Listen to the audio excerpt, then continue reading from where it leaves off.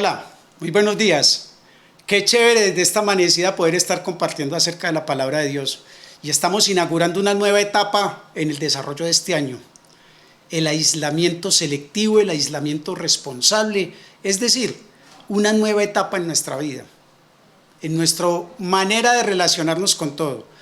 Y esto es muy importante, saber que a pesar de que el Estado, las autoridades civiles han venido flexibilizando ciertas medidas, nos sigue correspondiendo a nosotros el cuidarnos. Muy bien, el día de hoy vamos a tener una charla en la que les voy a hablar de un personaje.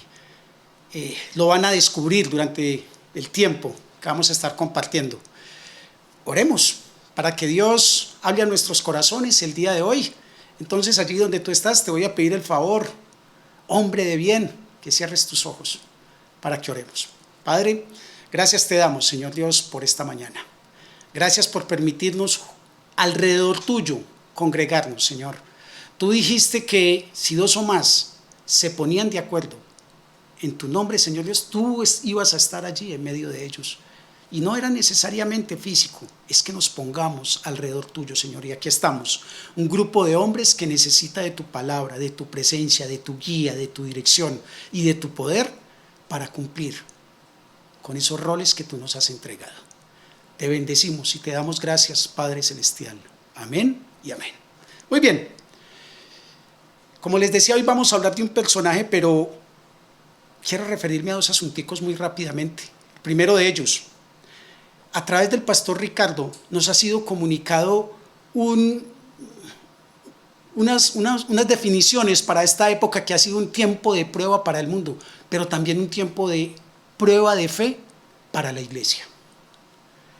Y quise ir un poquitico más allá. Tal vez es una prueba de identidad para nosotros. Algunas personas han dicho que a raíz del encierro, a raíz de haber estado tanto tiempo en la casa, aparecieron ciertas cosas en sus corazones y entonces no sabían qué era lo que estaba pasando. Tal vez le atribuyeron eso al encierro, al estar en la casa, al estrés, en fin. Esa puede ser una buena justificación. Pero ¿qué tal si planteáramos esto? Si es una prueba de identidad para nosotros, quiero que empieces a pensar en lo siguiente. Somos las mismas personas cuando estamos en familia y cuando estamos, por ejemplo, con los compañeros de trabajo. Somos los mismos hombres cuando estamos en la iglesia que cuando estamos fuera de ella. Somos los mismos hombres, aquellos que somos casados, frente a nuestra esposa y frente a una pantalla de computador. O quiero ir un poco más allá, más personal, hombres que son lo mismo en público que en privado. Ok, si se nos hiciera una prueba, ese es el mensaje de moda, ¿saldríamos positivos para una identidad tanto en lo público como en lo privado? Bien, con esos pensamientos en tu cabecita, te voy a pedir que busques la segunda carta de Pablo a los Corintios. Hubo un personaje que se hizo esa prueba en lo privado, en lo público, y salió positivo. Ese personaje es Tom. Y te voy a hablar de él ahorita.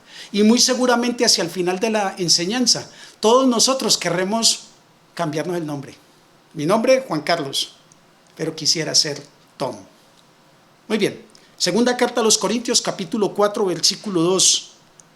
Dice de la siguiente manera: más bien, hemos renunciado a todo lo vergonzoso que se hace a escondidas. No actuamos con engaño ni torcemos la palabra de Dios. Al contrario, mediante la clara exposición de la verdad, nos recomendamos a toda conciencia humana en la presencia de Dios. ¡Wow! Tremendo ese versículo. Pablo está diciendo allí varias cosas, pero ante todo es que hay dos modelos de vida que podemos tener nosotros como hombres. El primero de ellos, ser unos delante de la gente, incluso pretender ser unos delante de Dios, y otros cuando estamos solos. O el segundo modelo, ser el mismo donde quiera que nos encontremos, ser el mismo en cualquier lugar, en cualquier tiempo, bajo cualquier circunstancia, ser el mismo en lo público y en lo privado. ¿Cuál de esos modelos te identificas? ¿El que eres uno de acuerdo donde estés o ser el mismo independiente de donde estés? ¿Con cuál de esos dos modelos te identificas? Pero lo más importante, ¿por cuál modelo vas a trabajar? Retomemos el pasaje con el que iniciamos. De acuerdo con el texto de segunda carta a los Corintios 4:2, tenemos lo siguiente. Primero, hay algo a lo que tenemos que renunciar, y creo que como hombres cristianos debemos de haber renunciado. Dice, renunciar a lo vergonzoso que se hace a escondidas. Sabes que muchas veces cuando estamos solos frente a una pantalla de un computador, por ejemplo, cuando estamos solos con otra persona que creemos no importa tanto el tema, hacemos esas cosas que salen del corazón, no es que nos sorprendan, salen del corazón. Entonces, hemos renunciado a lo vergonzoso que se hace a escondidas. Hemos renunciado a actuar con engaño. Hay muchas personas que uno las ve y cuando ocurren las cosas uno dice, ese man, como se veía de bien, como se veía de... Hemos renunciado a torcer la palabra de Dios, es decir, a manipular la palabra de Dios. Y siempre que renunciamos a unas cosas, pues tenemos que asumir otras. ¿Qué hemos acogido nosotros? Como hombres cristianos, hemos acogido la verdad, la Biblia, como nuestra autoridad moral sobre todas las cosas. Segundo, hemos acogido el exponer nuestra vida primero delante de Dios y luego delante de los demás, tal cual somos. Esas dos cosas hay que hacerlas, hay que renunciar, pero también hay que asumir otras cosas, hay que llenar esos vacíos. Las cosas simplemente no se renuncian y ya no. Si dejo esto, ¿qué voy a hacer? Renunciar a lo vergonzoso, a lo que se hace a escondidas, para ser el mismo en público, para ser el mismo en toda parte.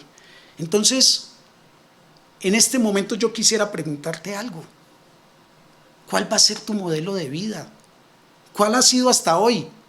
¿Y cuál va a ser de ahora en adelante? ¿Cuál va a ser la decisión que vas a tomar? El apóstol Pablo, cuando escribe este pasaje a los Corintios, está hablando de él y dice, hemos renunciado a lo vergonzoso que se hace a escondidas, a actuar de manera con engaños, a torcer la palabra de Dios. Y dice, más bien, mediante la exposición de la verdad, nos recomendamos a toda conciencia humana en la presencia de Dios. Nosotros dentro de los hombres VIP, esa ahí se llama integridad. Y yo quisiera preguntarte si conocemos qué significa integridad. No es una palabra para que un eslogan se vea bonito. ¿Qué es la integridad? Definición de diccionario: calidad de entereza, que tiene todas sus partes, está completo, que está pleno. Pero me encantó esta. Se dice lo que es uno solo. Me encantó eso.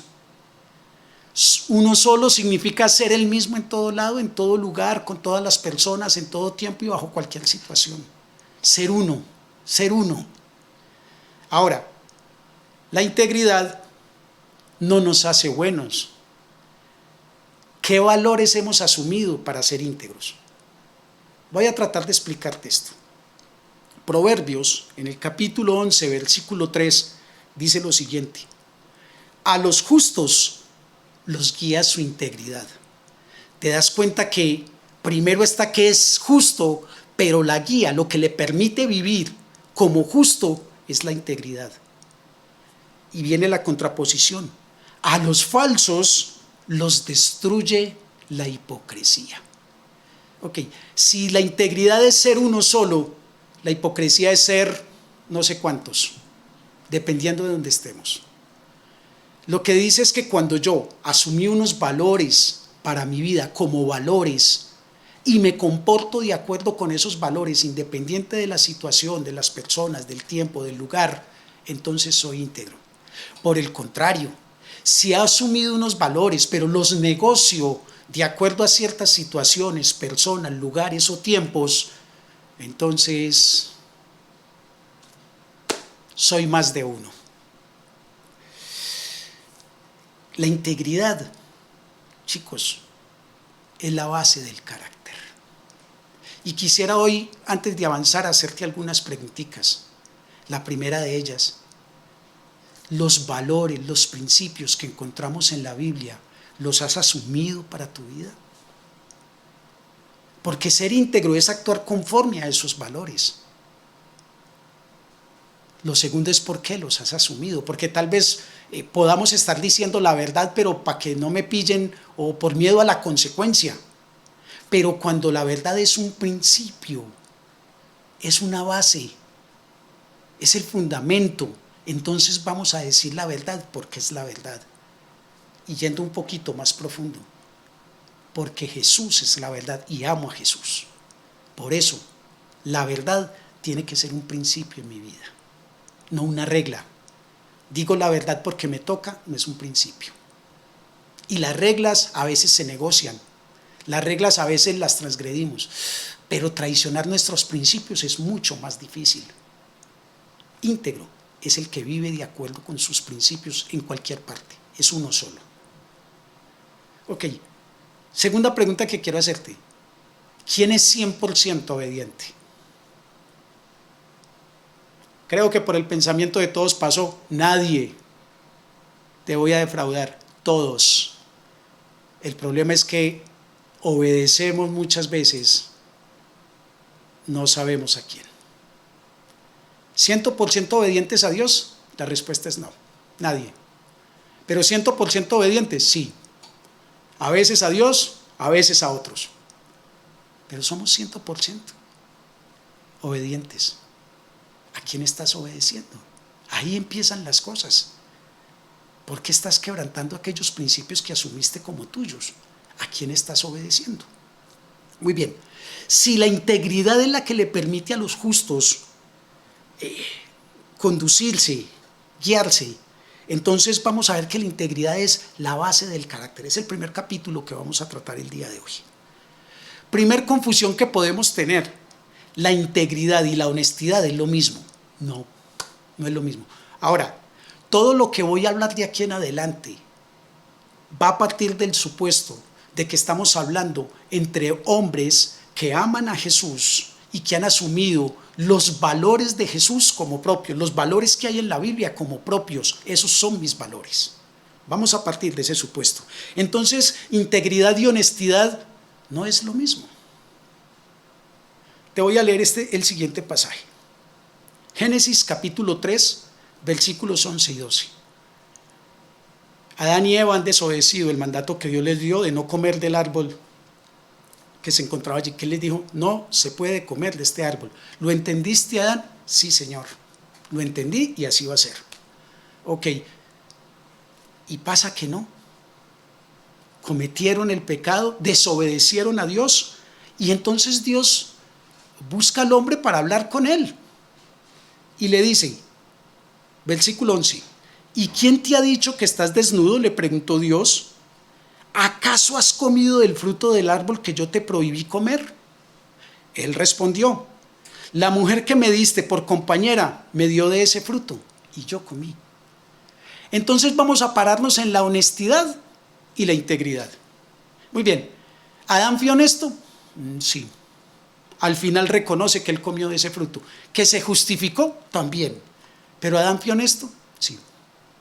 Finalmente dijo la verdad. Una verdad ahí ajustadita con justificación, pero dijo la verdad. Ahora, ¿fue íntegro? No.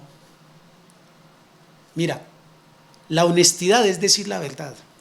Adán no fue honesto del todo, no fue porque sacó una disculpa con Eva. Pero íntegro ni poquito, porque traicionó un principio. Su comportamiento no era con acuerdo con un principio que había asumido. Entonces la honestidad puede ser parte de la integridad, pero no abarca todo el concepto. Repito, estamos sobre el supuesto de que los valores que hay en la Biblia son mis valores, los que yo he asumido como propios. Muy bien. Segundo concepto que quiero aclarar, la integridad y la perfección. A veces confundimos integridad con perfectos. Si no soy perfecto no puedo ser íntegro. No, estamos equivocados. Y te voy a pedir que vayas y busques el Salmo 101, versículo número 2. Salmo 101, versículo 2. David viene hablando del Señor, dice que quiere alabar al Señor. Este es un salmo de David. Y mira el versículo 2. Quiero triunfar en el camino de la perfección. ¿Cuándo me visitarás? David tiene un anhelo, pero también está diciendo que ¿cuándo me visitarás? Y la segunda parte del versículo dice, quiero conducirme en mi propia casa con integridad de corazón. La primera parte del versículo, quiero triunfar en el camino de la perfección. La perfección es un camino, es un proceso. Es un proceso que nosotros no hemos acabado, pero no quiere decir que no podamos ser íntegros. De hecho, para la perfección, David entiende que él no puede ser perfecto solo, que necesita a Dios y por eso le dice, ¿cuándo me visitarás? Piensa, ¿por qué Jesús nos dice, sígueme? Porque el camino, Él es el camino de la perfección. Voy a la segunda parte del versículo. Ya esto es un anhelo de David, ya esto es algo que depende únicamente de David, es un valor que quiere David asumir para su vida. Y dice, quiero conducirme en mi propia casa con integridad. Wow. ¿Te das cuenta que perfección e integridad no es lo mismo? Más bien, lo que te quiero decir es esto. La integridad es la vía para la perfección. Cuando tú asumes a Jesús como tu Señor, los valores de la Biblia como tuyos, personales, actuar conforme a eso, cada vez que lo haces, te va perfeccionando. Tercer punto. Entonces, ¿cuál es el principio de la integridad? ¿Dónde tengo que mirar yo? Ok, acompáñame por favor al Salmo 139 y vamos a leer los versículos 23 y 24. Dice, Salmo 139, 23, 24. Examíname, oh Dios, y sondea mi corazón. Ponme a prueba y sondea mis pensamientos. Fíjate si voy por mal camino y guíame al camino eterno. ¿Te das cuenta? David dice, estos son mis principios, esto es lo que yo he dicho que soy. Soy cristiano, diríamos nosotros ahora. Y ahora nos presentamos delante de Dios y le decimos, Dios, mira mi corazón, a ver si yo estoy actuando de acuerdo con esos principios que dije que iba a asumir como personales. ¿Y quién más puede decirme si voy por el buen camino que el que creó los principios? Necesitamos a Dios como el origen, como prueba de integridad, como prueba de identidad. Hey, soy uno en lo que digo ser y en lo que hago, en lo que soy. Soy uno solo. Entonces, si me hacen la prueba aquí y comparan este ADN con este ADN, ¿será el mismo? Solo Dios puede hacer eso. Solo Dios puede, y Dios es la base de eso. Pero a nosotros nos toca asumir la integridad como un valor. Muy bien. Cada rato somos retados en la integridad. Cada rato nuestra integridad tiene retos. Y a veces nos quedamos en sí, no lo hice, sí lo hice, pero yo quiero que conozcamos 3 situaciones básicas, 4 situaciones básicas en donde nuestra integridad es retada. ¿Sabes? Tom también pasó por esas. Tom también le dijo a Dios, examina mi corazón, muéstrame cómo estoy caminando, y al final Dios le dijo a Tom, vas bien, Tom. ¿Cuáles son esos retos a la integridad? Y te voy a hablar el primero. La opinión de la mayoría define lo que se debe de hacer, define lo que es bueno o malo. Le hemos puesto nombres muy sofisticados como presión de grupo. Y es que en esos casos el grupo, la sociedad, la comunidad, sobre todo nosotros los hombres, nos dejamos presionar muy fácilmente por guardar una apariencia, una imagen ante otros. Y entonces ese grupo, esa comunidad, o haciéndolo mucho más alto, la cultura, decide lo que es bueno o malo. No la Biblia, no los valores que yo asumí, sino la cultura. Y muchas veces nos hemos visto enfrentados nuestros valores con lo que dice la cultura. Te pondré algunos ejemplos para que veamos lo que es esa presión de grupo. Si todos hacen esto, ¿qué de malo tiene? Si la sociedad lo acepta, pues vale. ¿Quién dijo que el hombre definía lo que era bueno o malo, o una sociedad o un grupo? Y te voy a poner los ejemplos. Te voy a poner un ejemplo mundial. A todos los alemanes en la época de Hitler les pareció que el holocausto estaba bien y lo ejecutaron. Vamos a ponerlo un poquitico más para nosotros, cerquita. Oiga, los paisas somos unos manes que tenemos que ganar en todas, hombre, y hacemos lo que sea, pero no nos ganan. ¿En serio? Porque así somos los paisas, pues, y entonces, ¿quién nos va a poner a nosotros la pata encima? ¿Es serio eso? Solamente porque tengo que responder a una idiosincrasia paisa, tengo que ganar por encima de todo. Ah, sí, eso sigue siendo muy general, Juan Carlos. Ok, vamos a lo segundo. O vamos a otros ejemplos más personales. Mira, porque la sociedad diga que el homosexualismo está bien, es bueno. No, Dios dice que es pecado. Y entonces hoy no solamente la sociedad nos exige a aceptar las personas, sino a aceptar su manera de vivir y aprobarlo. ¡Oh! No lo podemos aprobar. Lo respetaremos, oraremos por ellos, pero no les podemos decir que está bien. Más cerquita, ok, la presión de grupo que hace tu jefe, tu negocio. Mira, si no cotizas por debajo, si no das algo, no te vas a ganar el negocio. Hacelo porque o si no, nos vamos a quebrar. Todo el mundo hace eso. ¿Cómo yo no lo voy a hacer? Entonces me voy a quedar sin negocios. Ok.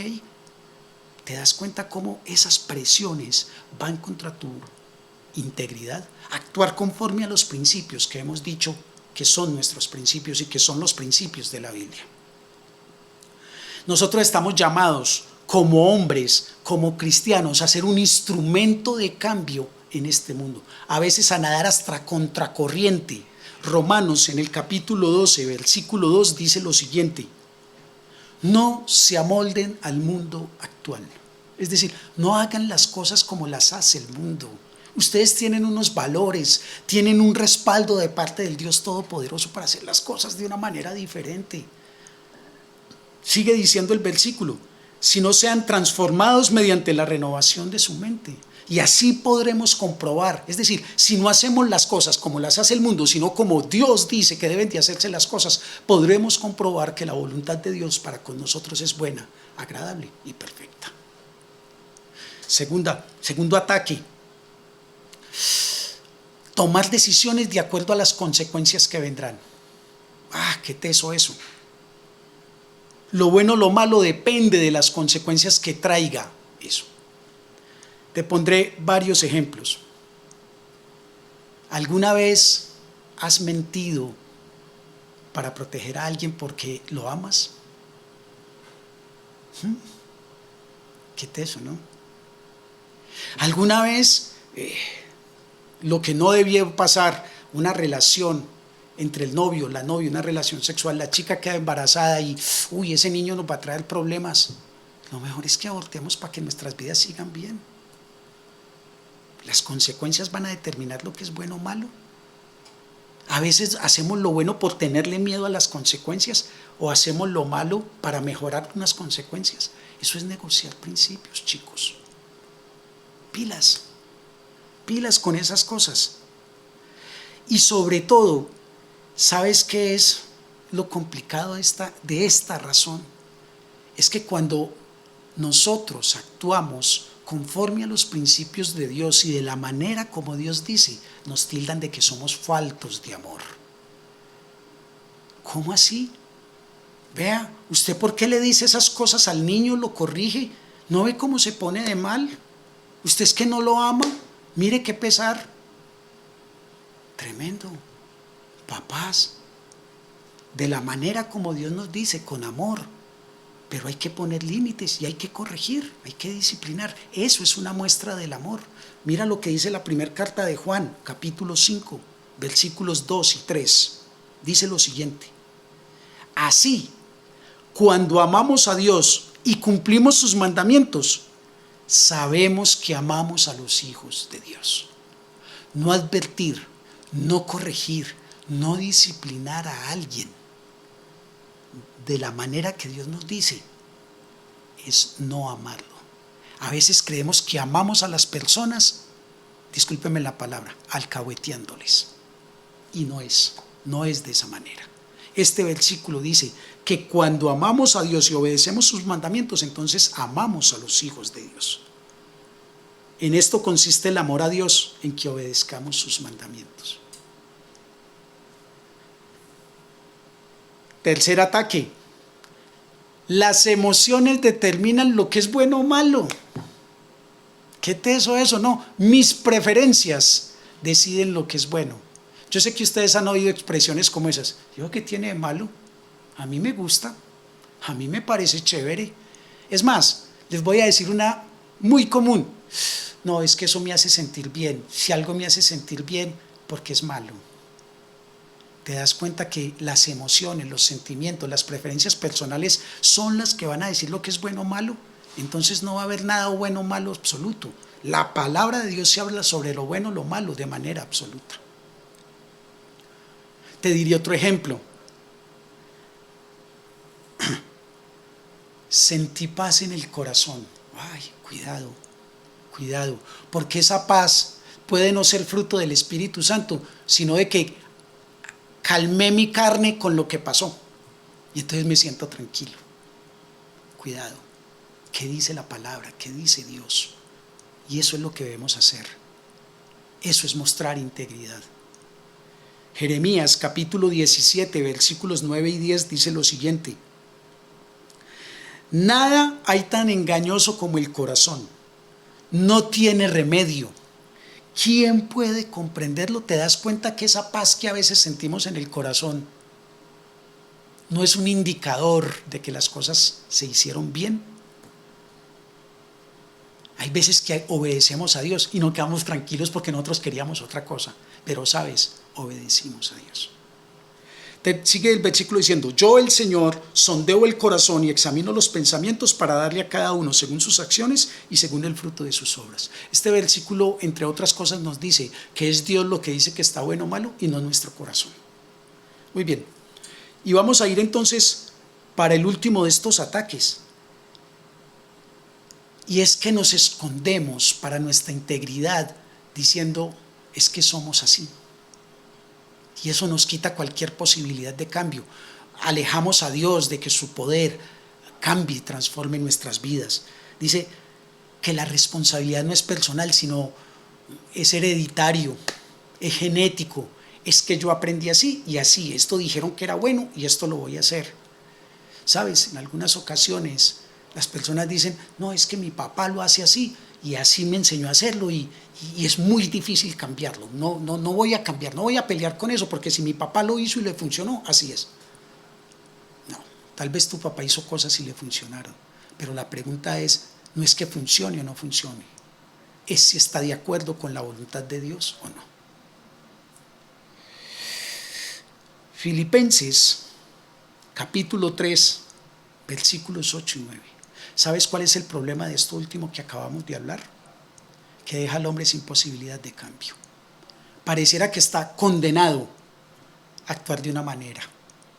Te pondré un ejemplo de mi vida personal. En mi casa, mis hermanos consumían licor y eso era normal.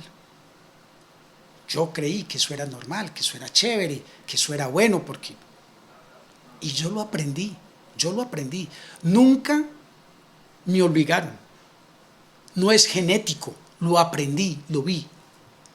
Y así empecé a vivir mi vida. Y entonces, cuando a mí me decían algo, yo decía: pero ¿qué problema te hay en que yo me emborrache si yo no le puedo problema a nadie? ¿Qué problema hay en esto y en esto?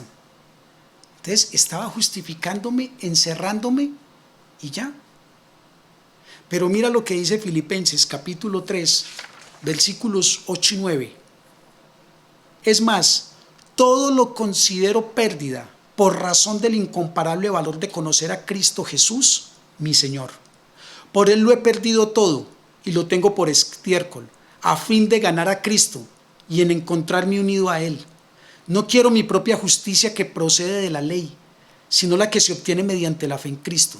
La justicia que procede de Dios basada en la fe. ¿Te diste cuenta? Hubo determinado momento en que Pablo dijo, nada de esto, nada de mis comportamientos, nada de lo que yo consideraba como principio para mi vida tiene razón de ser. Es verdad o tal cosa. No, eso yo tomo la decisión hoy de poner a Cristo como el fundamento de mi vida y voy a caminar en esa dirección. No dijo, no, es que pues mucho tiempo dijo, sí, es que yo soy de hebreo, de pura cepa y me comporto así, soy fariseo y me comporto así porque soy fariseo. Pero cuando conoció a Cristo dijo, nada, tengo la posibilidad de cambio y hoy decido tomar esta determinación, seguir a Cristo. Ok, ¿cuál es el resultado entonces de uno actuar con integridad? Y ya nos aproximamos a presentarte al personaje, a Tom. Adán no fue íntegro, más o menos honesto, o sea, se llamaba Adán, no se llamaba Tom. El resultado de actuar con la integridad delante de Dios es el siguiente. Primer carta a los Corintios, capítulo 4, versículos 1 al 4, dice lo siguiente: que todos nos consideren servidores de Cristo y encargados de administrar los misterios de Dios. Hay veces pregunta uno, hey, esta persona, él va a la iglesia. No dicen es cristiano, él va a la iglesia. ¿Saben que para Juan Carlos, no es suficiente que mi esposa dijera, él va a la iglesia? Me encanta que diga, es cristiano. Es cristiano. Que quien nos vea diga, estos hombres viven conforme a la fe que profesan. Sigue el versículo 2 diciendo, ahora bien, a los que se le da un encargo, se les exige que demuestren ser dignos de confianza. Pilas con el versículo 3 dice, por mi parte, muy poco me preocupa que me juzguen ustedes o cualquier tribunal humano. Es más, ni siquiera me juzgo yo mismo. Porque aunque la conciencia no me remuerde, no por eso quedo absuelto. El que me juzga es el Señor. Si Dios nos hiciera una prueba de identidad hoy, ¿cómo saldríamos? ¿Positivos para lo público y positivos para lo privado? ¿Positivos frente a nuestra esposa? ¿Positivos frente a una pantalla del computador? ¿Positivos frente a mi jefe, independiente del tipo de negocio que se nos presente? ¿Positivo con mis amigos? ¿Positivo con mi familia? ¿Habría coherencia entre esas dos identidades? Ok, a Tom le hicieron la prueba y dio la misma, el mismo ADN. Me encanta cuando dice, por mi parte muy poco me preocupa que me juzguen ustedes. Mire, cuando yo he asumido unos valores delante de Dios, soy íntegro, es decir, actúo conforme a esas cosas. ¿Qué me preocupa lo que digan los hombres si finalmente quien nos aprueba es Dios? Así termina. De hecho, dice Pablo, ¿sabe qué? Ni siquiera yo mismo me juzgo. Porque aunque mi conciencia no me remuerda, finalmente esa no es la prueba que estoy buscando. La prueba es, hey, ¿qué dice Dios de mí? Un último capitulito, vamos a terminar muy rápidamente. Vamos a ver el ejemplo de alguien que se llama José. Y yo sé que todos conocemos esta historia. José llega vendido a la casa de un egipcio llamado Potifar. Dios estaba con José y es prosperado en todo. Este hombre le entrega todo a cargo a José y la prosperidad en ese hogar se veía. Pero la esposa de Potifar vio a ese muchacho. Génesis capítulo 39. Y vamos a leer del versículo 7 al 9. Y vamos a hablar de la integridad allí. Esta señora, la esposa de Potifar, ella tenía muy buen gusto. En el versículo 6 dice que José era de un hombre que tenía muy buen físico y buen mozo. Si usted tiene algún problema para imaginarse a José, mire la pantalla, por favor. Y a partir del versículo 7 dice lo siguiente. ¿Eso era un chiste? Ese no es todo. Génesis 39, versículos 7 al 9 dice: después de algún tiempo, la esposa de su patrón empezó a echarle al ojo y le propuso: acuéstate conmigo. Wow. ¿Qué pensaría algún hombre hoy? ¿Cómo estoy de papi? ¿Cómo estoy de lindo? Mira a esta mujer echándome los perros, los carros. Estoy ganadorcísimo. Versículo 8. Pero José no quiso saber nada, sino que le contestó: mire, señora, mi patrón ya no tiene que preocuparse de nada en la casa, porque todo me lo ha confiado a mí. En esta casa no hay nadie más importante que yo. Mi patrón no me ha negado nada, excepto meterme con usted. Escucha eso, excepto meterme con usted, que es su esposa. Y esta pregunta es tremenda, dice: ¿cómo podría yo cometer tal maldad y pecar así contra Dios? Y quiero que nos quedemos allí y revisemos este pasaje muy rápidamente. Y quiero regresar al versículo número 8.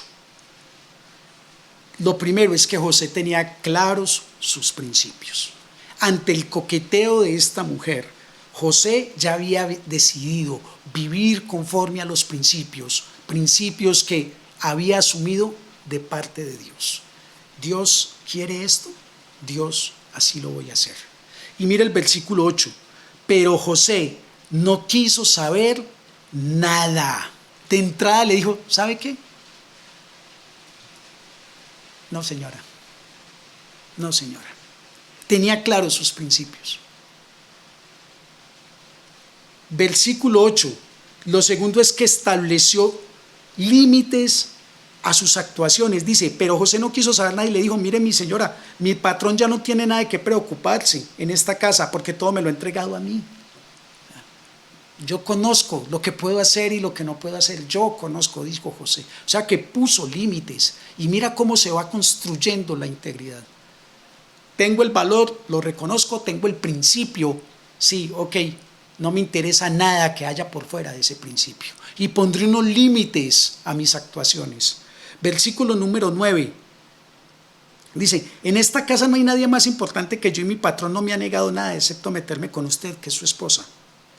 ¿Cómo podría yo cometer tal maldad? Mira esto. José entendía que esa propuesta iba en contra de sus principios y lo llama maldad. Dice: y pecar así contra Dios. José tenía temor de Dios.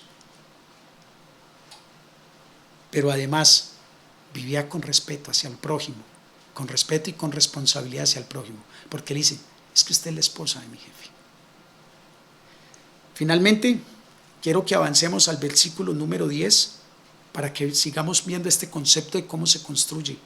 Y dice que por más que ella lo acosara día tras día, imagínate, todos los días esa mujer aparecía ahí, le echaba su coqueteadita, su invitación, planeaba todo para poderle decir a José cositas lindas, hacer sentir a José como el más bonito, a ver si este man caía. Y dice que día a día lo acosaba, pero José se mantuvo firme. ¿Sabes? Hay que ejercer el dominio propio. Lo tienes, hay que ejercerlo. Versículo número 12. Dice: entonces la mujer de Potifar lo agarró del manto y le rogó: acuéstate conmigo. Pero José, dejando el manto, huyó, echó a correr. Oiga, el acoso llegó hasta tenerlo ahí apretadito. Muchas veces nos han acorralado y entonces decimos: no, es que me acorralaron y me tocó. No, hay una salida, podemos correr. Y la integridad se construye corriéndole al mal. Corriéndole al mal. Finalmente, en el versículo 19 dice que el esposo Potifar una vez escuchó todas sus cosas. Entonces capturaron a José y lo metieron a la cárcel. El precio de la integridad que mostró José le costó ir a la cárcel, pero siguió siendo íntegro delante de los ojos de Dios. Tal vez muchos otros sirvientes habrán dicho, ese José sí es bobo. O cuando contaba la historia en la cárcel le podían decir, grave José, usted hubiera hecho esto y se hubiera librado de la cárcel. O le hubieran podido decir a Tom, como no hiciste ese soborno, no nos ganamos el negocio. Grave, eres un mal trabajador. Ese es el concepto del mundo, pero a los ojos de Dios, Tom es íntegro. Tal vez llegan mensajes a la pantalla del computador y los abrimos por casualidad. No, hay que borrarlos porque tú sabes lo que es. Hay que ponerle límites. Y Tom prefiere serle fiel a su esposa, serle fiel a Dios, que dejarse convencer por una pantalla. Ok. ¿Sabes quién es Tom? Te lo voy a decir. Tom es la palabra hebrea que significa íntegro. Aquel que es íntegro delante de Dios. Tom. Las notarías estarían felices de cambiarnos el nombre y ponernos Tom, que traduce íntegro, pero eso sería solo un cambio de nombre. Solo sería que yo me quiero llamar Tom porque tengo un nombre muy largo. Yo me llamo Julio Enrique de las Cruces Carlos Alberto Reinaldo Ernesto de la Santísima Trinidad y quiero llamarme simplemente Tom, y te hacen el cambio. Pero esto no se trata de un cambio de nombre, se trata de un cambio de actitud, de asumir los valores de Dios y actuar conforme a eso. ¿Y sabes qué es lo más chévere? En el cielo Dios está gustoso de cambiar esa actitud, porque cuando nosotros damos el paso y decidimos por esto, tenemos todo el respaldo de Dios. Cierra tus ojos allí donde estás. Vamos a orar. Padre, gracias te damos esta mañana por este tiempo hermoso, Señor. Confesamos que muchas veces no hemos actuado, vivido conforme a los principios que hemos dicho, que hemos asumido, Señor. Muchas veces nuestro comportamiento, nuestra vida no se ajusta a aquello que llamamos cristianos. Pero el día de hoy, Señor Dios, tomamos la decisión delante de ti de actuar conforme a tus principios. Guíanos, muéstranos, Señor Dios, perdónanos, pero ante todo, Dios mío bendito, te necesitamos. El salmista dijo que cuándo lo visitarás, pero hoy nosotros contamos con tu presencia constante.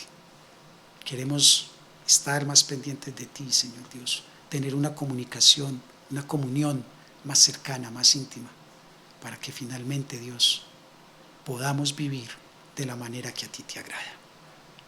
Y yo sé que desde el cielo, Señor, nos llamarán Tom. En el nombre de Jesús oramos y te damos gracias. Amén y amén. Chicos, que tengan muy buen día. Dios los bendiga a todos. No sé cómo te llamas, José, Alberto, Mario, pero qué rico que en tu corazón aparezca que en el ADN, la prueba de identidad fue Tom, el mismo, uno solo. Dios los bendiga.